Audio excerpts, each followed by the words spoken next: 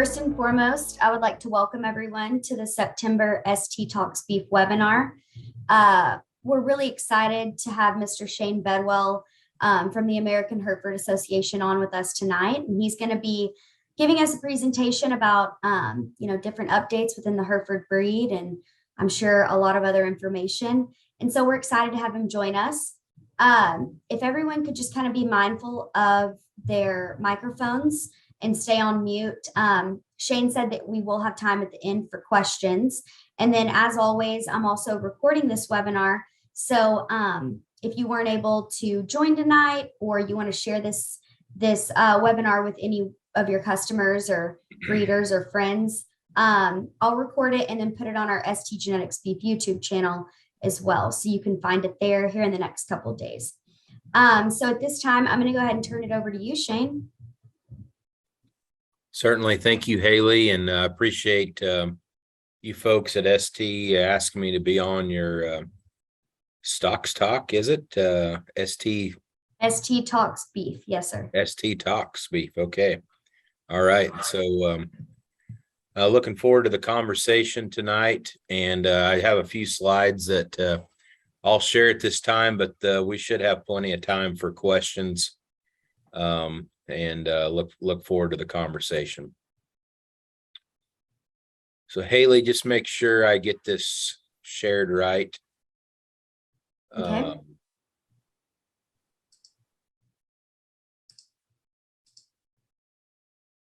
Okay, are we still good?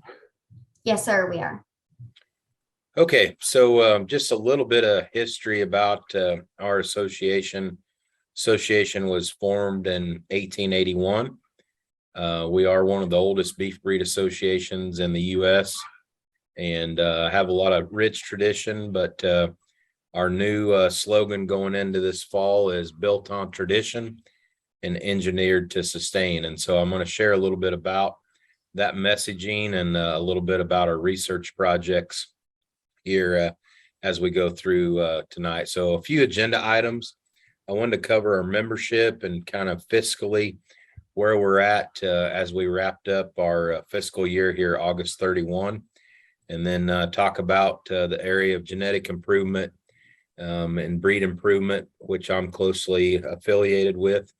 I serve as the Chief Operating Officer and Director of Breed Improvement for the association, and I've been with the association now for almost 7 years. And then, of course, talk about some of our research projects that we've been involved with and some of the heterosis projects and continued work we have on that front. And then some other research projects that we want to update you all with. So a little bit about our membership. We're close to 8,500 adult and junior members, and we span 4 distinct regions across the U.S. Hereford cattle represent all of those states, and you can find Hereford cattle from a very diverse set of members that we're very proud of in all of those states. And so we're certainly excited about our membership growth. We've seen a continued growth here over the last several years, and that is exciting. Our registrations also see a nice bump year over year for the last 3. And so we would have closed the books here this year, just a little over 76,000, almost 77. We've been committed to the research programs and progress for quite some time. Our genetic evaluation is a global evaluation where we produce a set of EPD values known as the Pan American Cattle Evaluation, because that data comes from countries from obviously the U.S. that would make up 85% of the data in our genetic evaluation, but also Canada would supply data. And so a North American evaluation along with our partners in Uruguay and Argentina. And so we have 4 countries that make up our genetic evaluation, and their data gets loaded up a couple times a year, the South American countries, and then the Canadian North American evaluation runs weekly. And so that allows our breeders, and I think you guys can appreciate this as well at ST, the commerce that takes place in the South American countries, I think lends itself to us being able to market that and show that kind of strength in our genetic evaluation, and that data kind of flow both ways. Our evaluation is based off of 22 years now of whole herd reporting. The forefathers of the breed would have established our original performance program back in the 60s. And then in 2001, we would have set up the whole herd TPR program. That's an inventory-based system where breeders have to fill out an inventory and then report a reproductive status along with cavities on those females when they calve. And then we require mandatory traits such as weaning weight, along with complete calf crop reporting on the other traits that they turn into us. And so that's really allowed this association to stand on its own relative to the genetic evaluation and the quality of data that we receive. And as we've blended into the genomic era here in the mid 2000s, that's really allowed the database to really support itself as we figured in the DNA and blended the genomics into it. And so really appreciative of the board of directors at that time being able to stand up. And when we switched over to our marker effects model there in 2017, that really allowed us to do some data pruning as we look back at that genetic evaluation. And we pruned off data prior to 2001 unless it was connected to 3 generations of pedigree. And so what you are getting in our genetic evaluation, we feel like, is the most non-biased set of performance values along with genomics that you could possibly get in a genetic evaluation. We do publish 17 different traits, and I'll kind of go through a few of those here in a little bit, along with 3 bioeconomic indexes. And again, we are directly incorporating the marker effects from the 100K panel and our subset of markers into our genetic evaluation, along with the pedigree estimate and phenotypic information of the model. We do crank that evaluation every Monday morning. That releases late Sunday night. If you want to stay up and watch the results of new data flowing in, you can, but it will also be released first thing Monday morning. You can see that as well. So a little bit about the traits that we offer. Again, you can look anytime you want to on our website under hereford.org. There's an EPD search box at the top right-hand side of the page, and type in any registration number under the guest access to bring up a bull in your guys' lined up. And I know there's a more updated picture than this, but this is Mandate in his earlier years. And this is his current profile that's up on the web.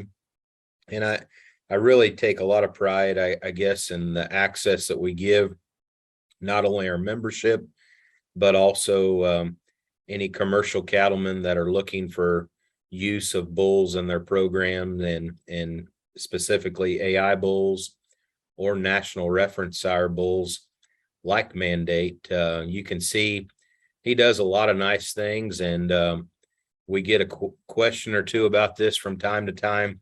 The blue boxes on Mandate's profile here would indicate the fact that he is a trait leader for that. And so in order to be a trait leader, they have to be proven first and have a minimum weaning weight accuracy. And he's obviously achieved that. And then that blue box also indicates the fact that that trait is 1 standard deviation above the mean at least. And so he does a lot of things right, puts a lot of traits in the right direction from a cavities and growth standpoint. Certainly like his sustained cow fertility trait. And that was a trait that would have been released in 2017. And what that trait is based off of is essentially 22 years of whole herd reporting data. And so that data, that inventory information that's turned in by the members feeds directly into that EPD, and it's a higher percentage is better. You can see the breed average there below that at 15.5. And so he definitely puts sustained cow fertility in the right direction. And that's basically the ability of his daughters to last and stay in the herd longer. And each unit is 1%. And so you can kind of think of it that way, similar to stayability. But that trait is anchored in very strongly into our female indexes. And you can see where mandate ranks from a BMI, baldy maternal standpoint, and a Brahmin influence index standpoint. Udder and teat, we've been able to make a lot of progress with udder and teat over the last few years. And I actually enjoy going out into the field and seeing the progress that breeders have made. What I hear about mandate, it's been exceptionally good. And his numbers reflect that in this. And you can see there is a fair amount of daughters that have had some actual data turned in on them. And this is something that you can kind of harvest here from our website. The traits observed, mandate was an ET calf. And so his birth, weaning, yearling, and scrotal phenotypes wouldn't have been used in the evaluation, but we do use his scan information. He obviously has been genomically enhanced by this logo, but this statistic line here shows the number of herds that birth weight observations have been taken in. That would be the 276. And then there's been 1,905 observations for birth weight. He's been used in 228 weaning weight contemporary groups. And then there's been 1,492 different observations in those 228. And so it just kind of goes on. Again, I'll mention mandate was a part of our national reference sire program that we're certainly proud of. And we continue to build that. And with your all support of procuring really good bulls through the ST lineup, that allows us to keep testing these young sires to find the next breed leaders. And so we appreciate ST's help in that. And there'll be more information to come up on some of the younger bulls in the program. Here's another bull that's well on his way that you have in your lineup. And there's honestly the lineup that ST has is a strong one. And I just highlighted 2 bulls. I could have highlighted 10 of them.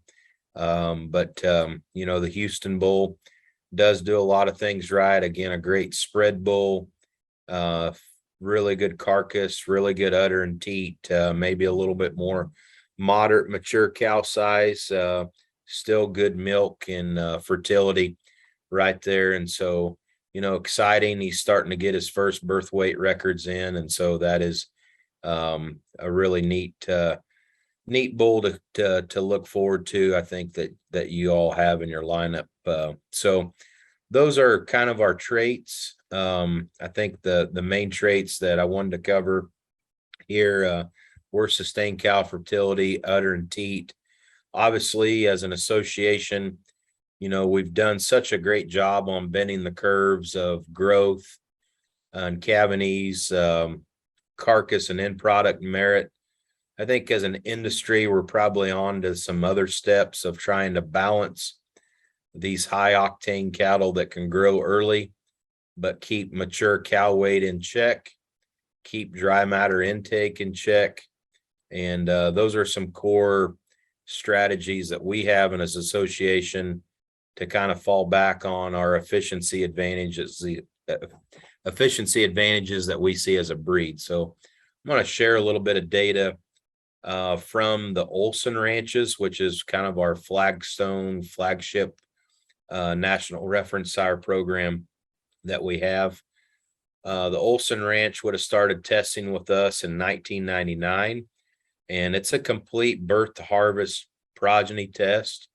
And so any given year, we'll test around 15 different bulls. That semen will be used in approximately 60 to 70 cows. And then we retain ownership on those calves all the way through, collect feed intake data, and then the females go back in the herd and continue to be replacements. And so we have a pretty extensive herd and a really great library of Hereford reference with all the progeny testing that's been done since 1999. But I think from a breed hallmark standpoint, it's pretty impressive as you go through the data and study just the group averages here from one of the most recent calf crops tested at Olson's.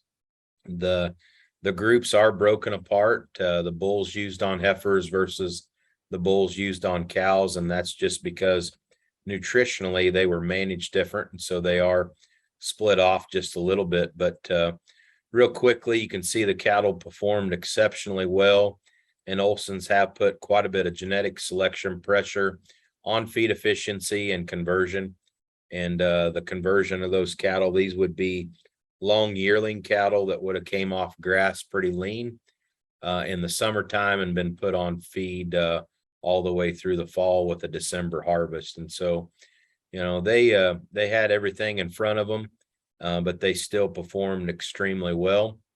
I think another testimony to the Olson herd and really what our breed has been able to do and put selection pressure on without sacrificing some of the other docility, feet and legs, hardiness, longevity traits that this Hereford breed is known for. We've been able to put some selection pressure on marbling. And the cool story about Olson's is that this herd, when the reference sire program would have started their first calf crop year of harvest data, this group of cattle would have been right on the high select, low choice line. And you can see today, one group's well into high choice, and then the group on the cows is hovering right over that average choice to high choice line at a 589. And so 100% choice, 77% upper 2/3 choice and prime. And then as you get into some of the other carcass traits, very strong and more than acceptable with where we're at as an industry. And so some pretty cool stats, I think, to share and some breed success for sure. This is a slide that I really enjoy showing and kind of goes back to my statement on there used to be an old ad that we ran for several years that still holds true today with this meat animal research data, and that is Herefords are the efficiency experts. And this data from the Meat Animal Research Center highlights that. You can see Hereford was pretty dominant from a dry matter intake standpoint, very comparable in terms of average daily gain. And then where it pays off is from a feed conversion or feed to gain standpoint. You can see that difference. And, you know, as corn has gone up, that difference has gotten bigger and more of a magnitude from a dollar and cents standpoint. The saving over this feeding period was about 191 pounds of corn. And so that can quickly add up in a large feedlot setting.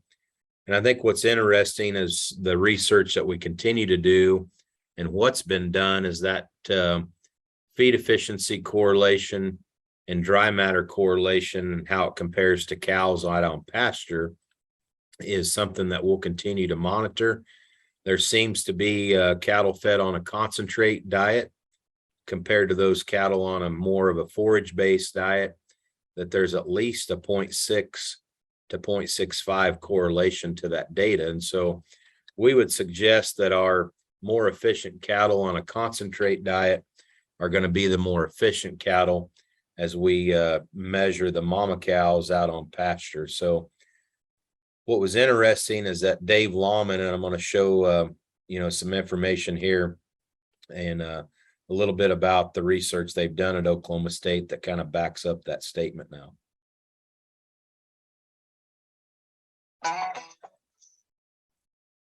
Also on the subject of livestock, Extension beef cattle specialist Dave Wallman explains the study underway on breeding cattle for better feed efficiency while also maintaining body condition.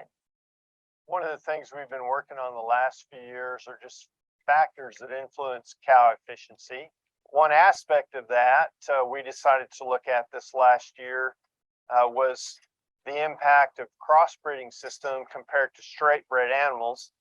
We chose to look at the differences between straight bred Angus cattle and what most of the industry thinks of as black baldy cows or Hereford Angus crossbreds. There's not much data published recently on feed or forage intake of crossbred animals compared to straight bred animals. So in the project that we did this last year, for a number of years, we've been breeding our cows. About half of the cow herd is straight bred Angus cows, and about half of the cow herd is Hereford Angus cross. So black baldy sired by Hereford bulls. There's two phases to the research that we've done. We've looked at maintenance energy requirements, and then we've also looked at voluntary feed intake. So if you just turn the cow out on the pasture, how much feed will she consume? One factor that would help with cow efficiency would be cows that are easy fleshing or maintain their body condition better. And if they're able to do that while consuming fewer nutrients, obviously it's a big advantage in terms of cow efficiency. In our study, in fact, the Hereford Angus cows or the black baldy cows did have better body condition score when we started the experiment. They were about 0.3 of one body condition score unit higher. And then when we went through the second phase of the project for voluntary feed intake, they were about 0.6 of a body condition score higher compared to the straight bred Angus cow. So it's an indication, that they're better able to store feed energy. But at the same time, the interesting thing is that they consumed a little bit less feed. And by a little bit, it was just under 2 pounds less per head per day of we'll say a moderate quality forage. And so if you put that on an annual basis, it wound up being about 725 pounds less forage consumed in a year. Now, if you put that on a stocking rate basis, and if you're in country, let's say native rangeland country, some of the more productive native rangeland in Oklahoma might produce around 3,000 pounds of forage per acre. But our rangeland ecologists tell us that we need to try to consume only about 25% of that. Well, 25% of 3,000 is about 750 pounds. So in other words, the crossbred cows, you should be able to maintain them with 1 acre per cow less or lower stocking rate. The improvement you get in fertility and longevity is still viable in crossbred animals. And so it's not a free lunch in the cattle industry, but it's as close to a free lunch as you're going to get. So it is a tremendous impact just by using a different breed.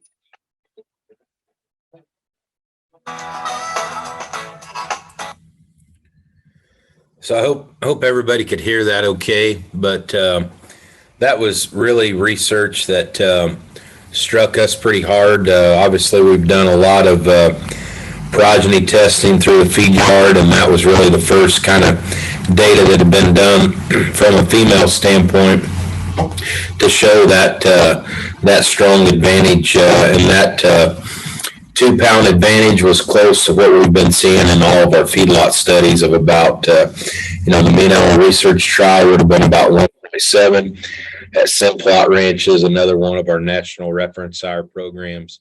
We've seen that about that 2 pound advantage as well. And so definitely adds up, and I think gives another a real great feat to the F1 Baldy female that's backed by Hereford Genetics.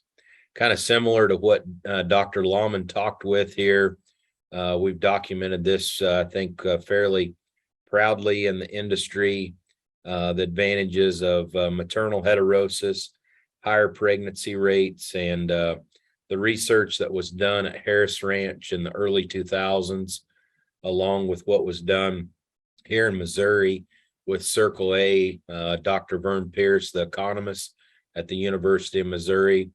And that would have been the economy back in the early 2000s. Obviously, as feed prices have shot up and land has gone up, the value of that baldy female weaning more pounds of calf and being bred and staying in the herd longer probably goes up. But that $51 per cow per year was the advantage that he saw from the data in the baldy cow compared to the straight black bred female.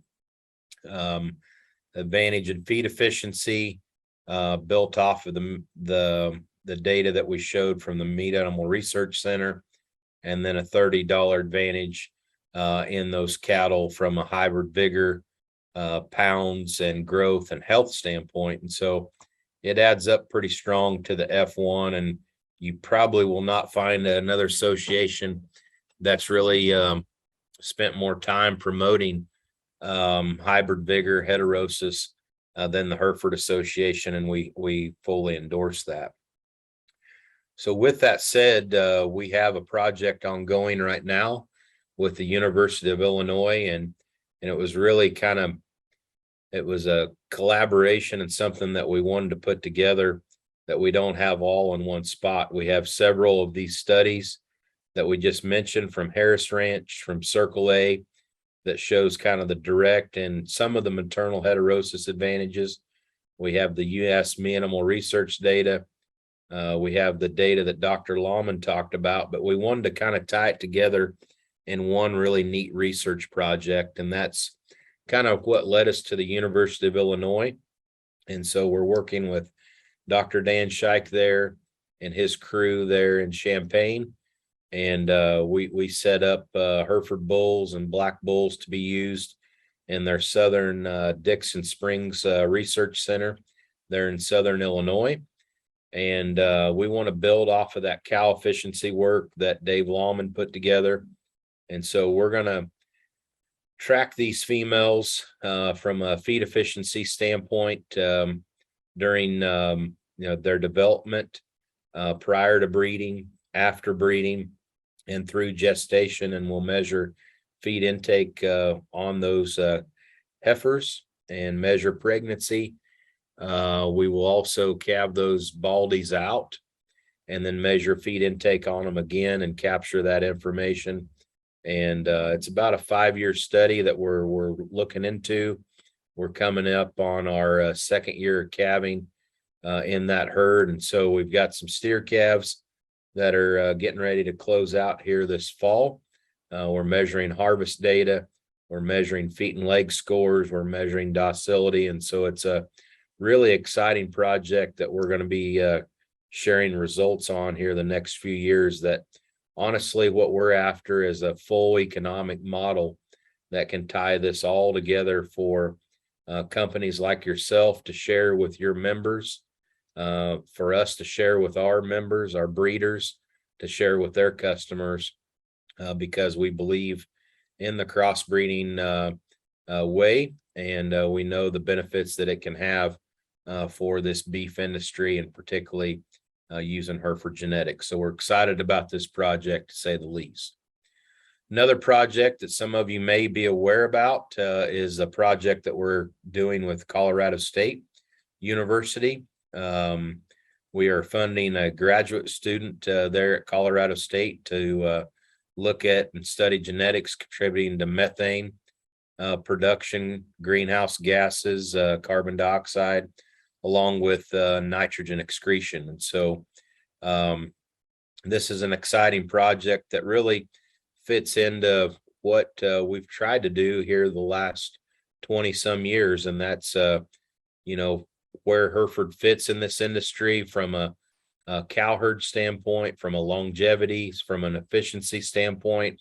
And we think this is the next logical step here in the research that we can provide and be a leader in for the industry. And so we're really excited about this cooperation with CSU and what we can do. And so those of you that are maybe not aware Kim Stackhouse Lawson is the leader of the AgNext Colorado State University group there at CSU, and that's a kind of an initiative that was put out by their state and the whole College of Ag, and includes some really great scientists from around the world, and along with their genetics team at CSU. And so we have the whole group kind of working with us, and they're doing some additional projects there at CSU. But this project really interested them because it will be specifically looking at breed. They are doing some work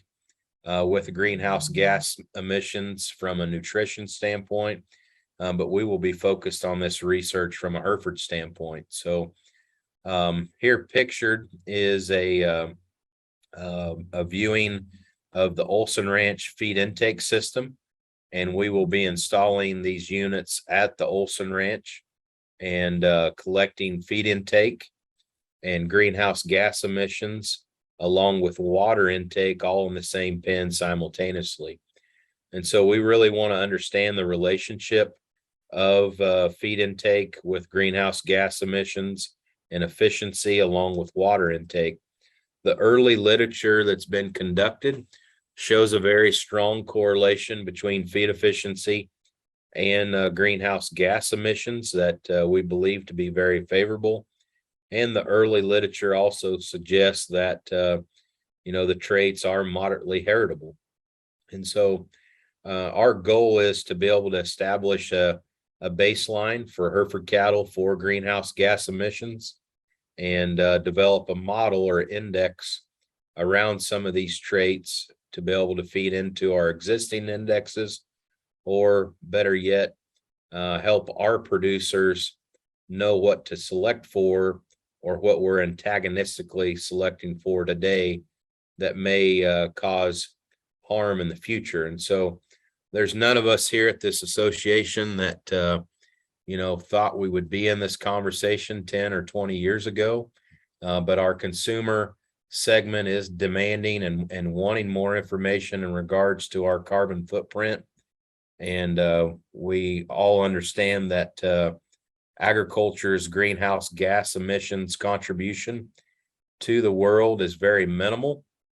And we are a very small part of that puzzle that we all have to figure out. But at the same time, unfortunately, we are coming under scrutiny in this segment of the beef industry.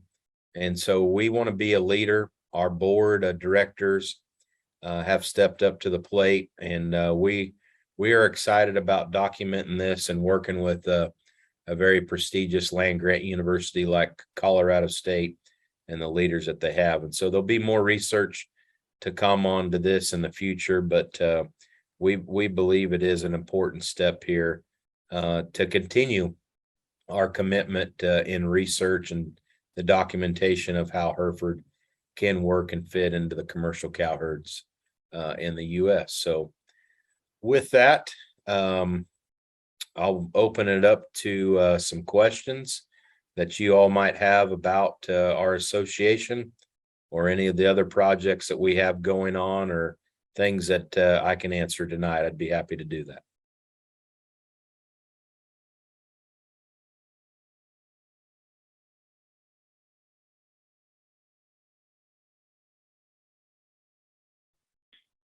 Well, Shane, I guess I first would like to thank you for your time, for joining us here tonight. And I had a question wrote down on a paper before you started, and you mentioned sustained cow fertility. And it's been around for several years, as you mentioned, but I think maybe one that often gets overlooked or maybe doesn't get as much focus as one might think. Could you just maybe elaborate a little bit more again on sustained cow fertility, what all goes into that EPD and how it's best utilized by producers? Yeah. So it's really, prior to sustained cow fertility, we didn't have a true longevity or fertility trait, Ben. And so what was factored and figured into our indexes would have been an indicator trait like scrotal. And scrotal would have had a pretty high contribution in our female indexes because of its relationship to sexual puberty.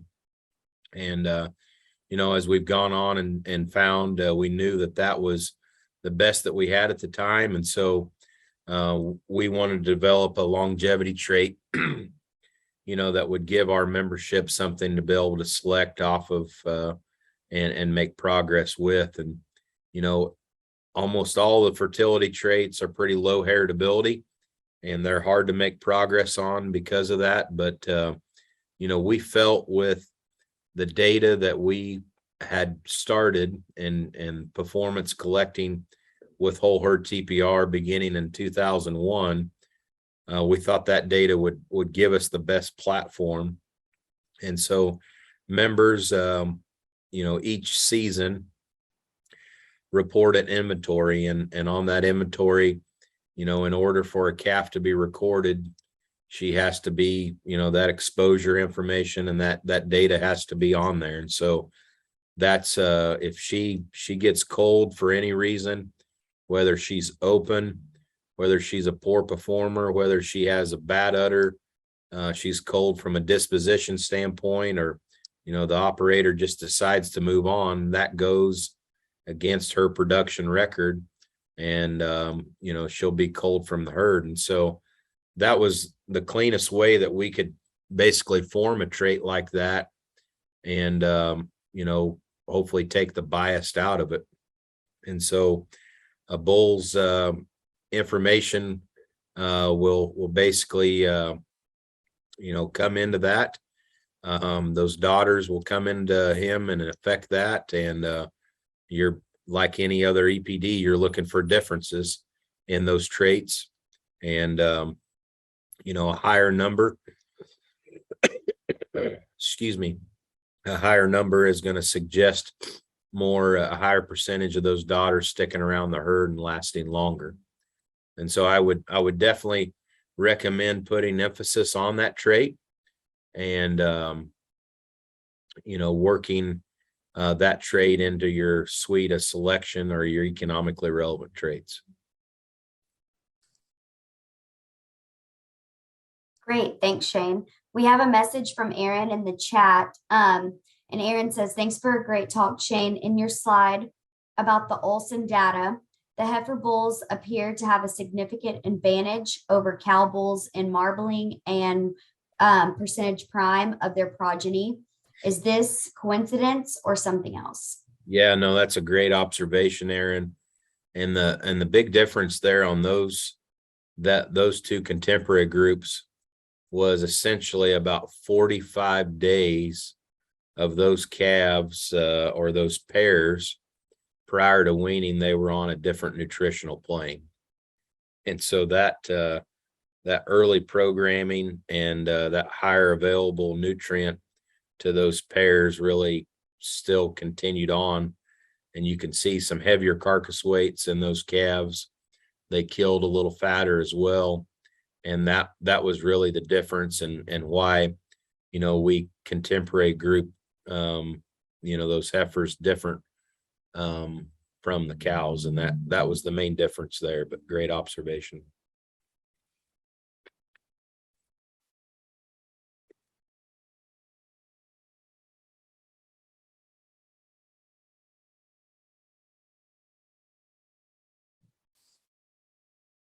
Great. Thanks, Shane. That's all the questions we have in the chat. One thing I just kind of wanted to ask about is, I know we have some customers and, like I said, team members on tonight's meeting. And I know that the Hereford annual membership meeting and conference is coming up in October. Is there anything specific happening at this year's conference that you can tell us about, or you know, what can you tell our customers and team members if they're wanting to attend this year's meeting? Yeah, I'd always, excuse me.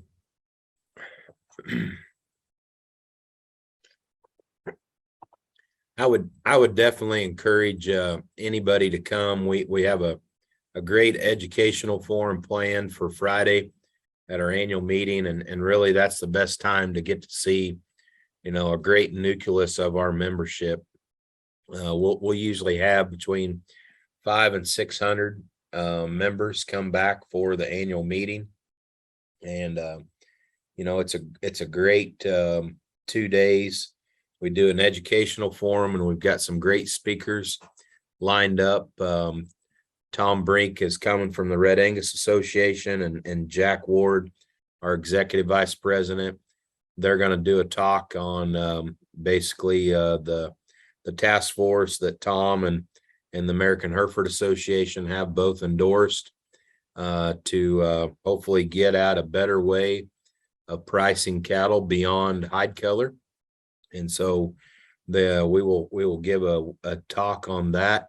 We're going to release our strategic plan that we've worked on this spring and summer. Kevin Oshner and Dr. Tom Field did a great job of moderating that discussion with our board of directors. We will talk about our new initiatives along with our strategic plan, and then we will cover, some topics such as the sustainability research and more in depthly with Dr. Kim Stackhouse Lawson.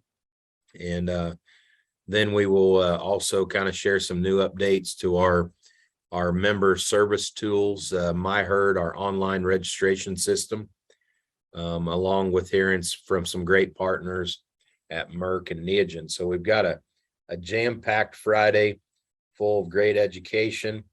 Our vendors, we've got a select few vendors that we enjoy and inviting, and we appreciate ST's cooperation and input into our annual meeting, and enjoy having you guys there. But then our annual meeting on Saturday, we elect our new board of directors, along with recognizing the Hall of Merit and Hall of Fame inductees of the Hereford Association, which is it's a can't miss event. That part of it's really cool.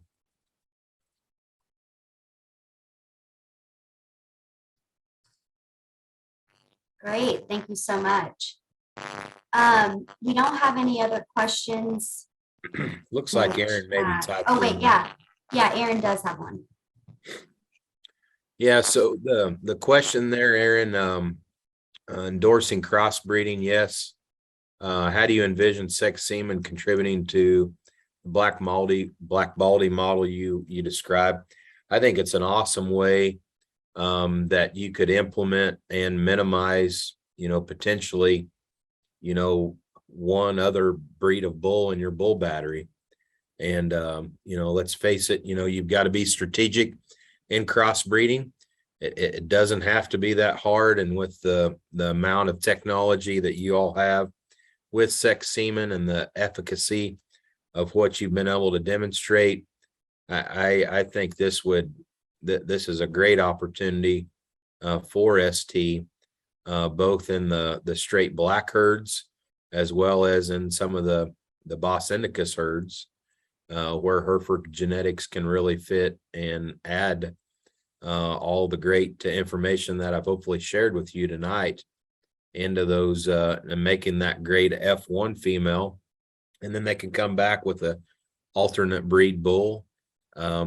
Really, Simplot's been the great testimonial to the Hereford breed.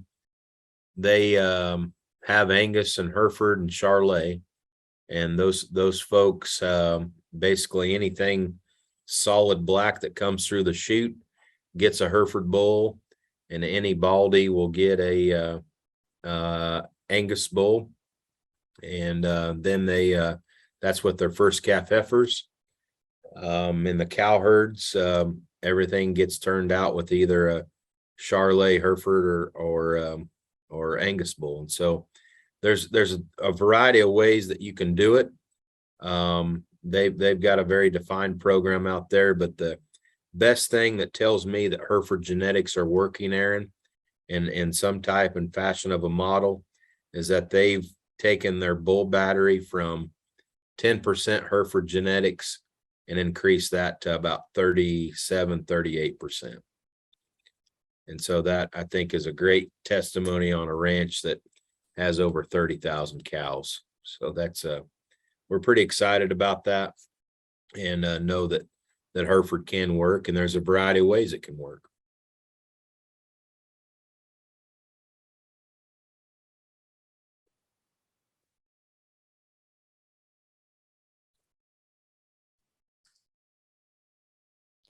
Do we have any more questions for Shane?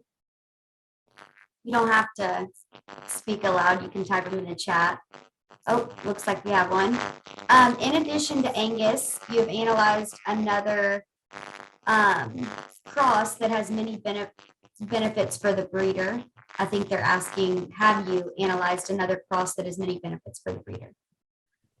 Yeah, we've done a little bit of Bos Indicus work, with the tiger stripe cattle, and that is we've seen great testimonials in that. We're working with some cooperators now to get more of that data.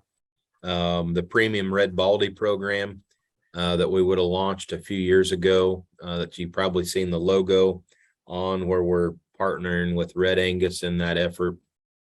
We've seen some great data with the F1 red baldy female. And so that we haven't done a whole lot of continental work with Hereford on some of the continental crosses. Not to say that can't work or won't work, but it's mainly been making that F1 British cross, or working with the F1 Bos Indicus cross.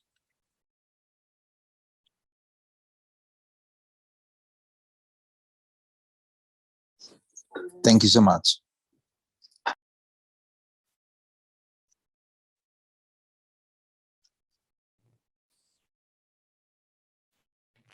Great questions. Do we have any other questions from anyone?